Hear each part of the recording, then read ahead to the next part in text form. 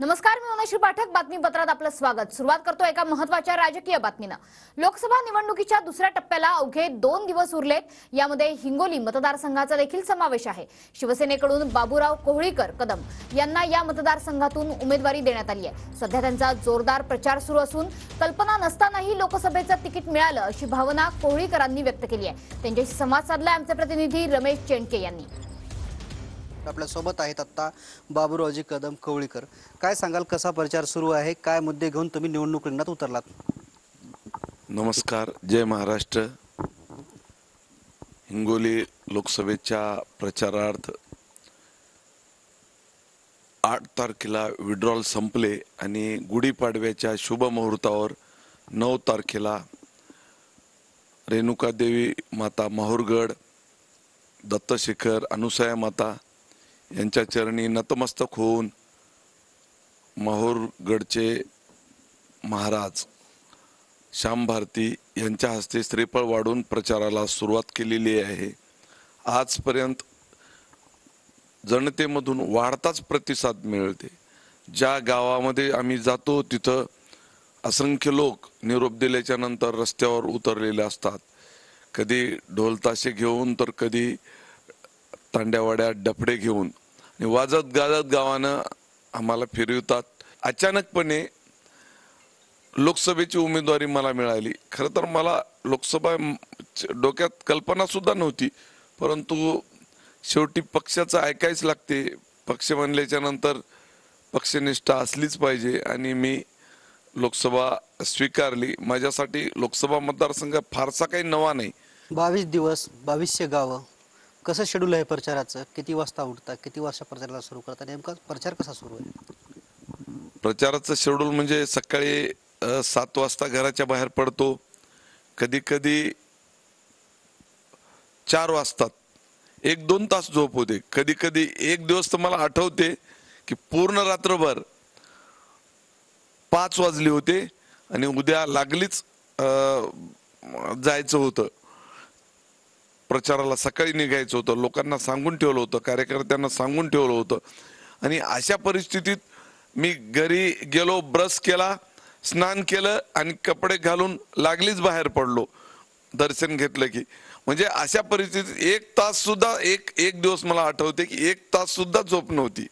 आणि दिवस कमी असल्यामुळं साहजिकच आहे, 11 तालुके आहेत, त्याच्यामुळं दिवस कमी असल्यामुळं धावपळ तर होणारच झाली. आम्ही असं स्ट्रॅटेजी ठरवली की माझ्या लोकसभेमध्ये योगायोगानं 6 विधानसभा आहेत आणि 6 विधानसभामध्ये प्रत्येक ठिकाणी सत्तेतले आमदार आहेत. वसमत विधानसभेमध्ये राजूजी नवघरे साहेब हे तिथले रनिंग आमदार आहेत. हिंगोली विधानसभेमध्ये तानाजीराव मुटकुळे साहेब हे सुद्धा भाजपाचे आमदार आहेत.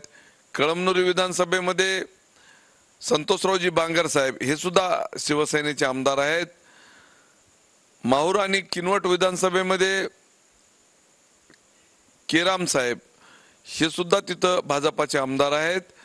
उमरखेड आणि महागाव विधानसभेमध्ये नामदेवरावजी ससाणे साहेब हे सुद्धा भाजपाचे आमदार आहेत. आणि माझा हातगाव विधानसभा राहिला तर मी तिथं पहिलंच गेल्या 30 वर्षामध्ये काम करतो. म्हणजे 6 ठिकाणी एक विधानसभा सदस्यच तिथं आहेत. त्याच्यामुळं त्यांना सोबत घेतो आणि एवढ्यात गावी पोहोचू शकत नाही. पहिले जिल्हा परिषदच्या गटाच्या ठिकाणी सर्व कार्यकर्त्याला एकत्रित आणायचं, तिथंच कार्यकर्त्याची बैठक लावायची आणि त्यांना संबोधित करायचं आणि परत दुसऱ्या जिल्हा परिषदच्या गटात जायचं. असा एकूण एका विधानसभेमध्ये 8 ते 10 जिल्हा परिषद गट आहेत. 8 ते 10 जिल्हा परिषद गट प्राथमिक सुरुवातीला एक जिल्हा परिषद म्हणजे एक विधानसभेमधले एक 10 जिल्हा परिषदचे गट आम्ही घेण्याचं काम केलेलं आहे. तुमच्याकडे कुठले मुद्दे आहेत, कुठले मुद्दे घेऊन तुम्ही लोकांच्या समोर जातात, काय नेमकं? गेल्या 1.5 ते पावणे 2 वर्षामध्ये, अगोदर तर सतत आम्ही 30 वर्षामध्ये जनतेतच आहो. खूप मोठे आरोग्य शिबिर घेतले. त्याच्यानंतर स्पर्धा परीक्षेसाठी युवकांना युवतींना मार्गदर्शन करण्यासाठी MPSCचे मार्गदर्शन करण्यासाठी ह्याच्या अगोदर नामांकित महाराष्ट्रातले जे हे आहेत यसदा सारख्याला प्रशिक्षण देणारे सुद्धा अधिकारी मी बोलवून त्यांना इथं क्लासेस म्हणजे मार्गदर्शन शिबिर ठेवलेले आहेत. आरोग्यामध्ये तर सर्वात जास्त काम करतो. दर महिन्याला एखादं तरी आरोग्य शिबिर माझ्याकडे असतेच. आत्तापर्यंत 3,500 लोकांचे ऑपरेशन केलेले आहेत आणि आजही मुंबईच्या सर्व हॉस्पिटलमध्ये गव्हर्नमेंट हॉस्पिटलमध्ये माझे पेशंट 2-5 तरी पाहायला मिळतात. त्याच्यामुळं मला सामाजिक कामं करण्याची नेहमीच आवड आहे आणि ते मी करतो.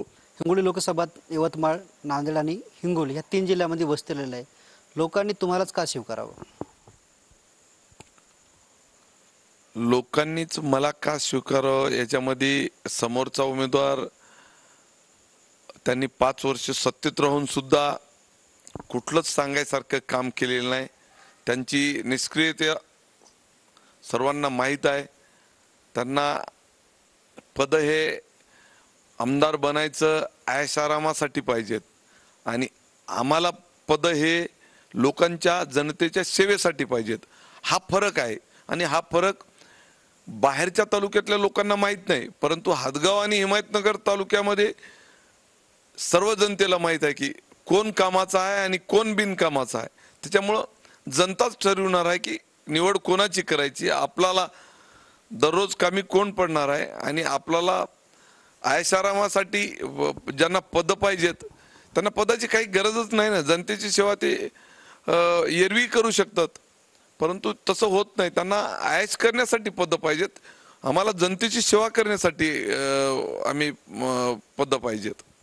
निश्चितच शेवटे बाबूराव कदम कवळीकर. कॅमेरामॅन ज्ञानेश्वर वानखेडेसह मी रमेश चेंडकी, TV9 मराठी, निवगा बाजार, नांदेड.